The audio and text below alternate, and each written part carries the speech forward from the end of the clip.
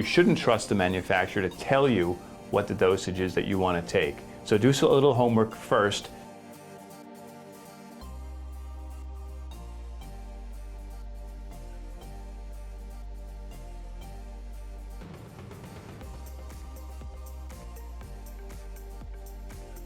Nutritional supplement labels or dietary supplement labels are accurate most of the time, but we find that there's a problem with about 1 out of 4 supplements, particularly with very popular supplements like Garcinia cambogia.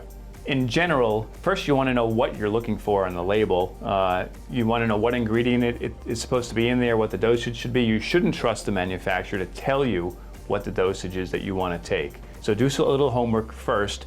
Then look at the products, look at the supplement facts labels, and go through them and see that it has the dose that you want. If it's an herb like Garcinia, that it's standardized properly, say in this case to 50 to 60% HCA. So these are important things to look for. And in terms of the brand, if it's something that's only being sold on the internet, I would stay away from it. We have found at Consumer Lab testing Garcinia supplements that the majority actually don't have what they claim, particularly if they're only sold on the internet.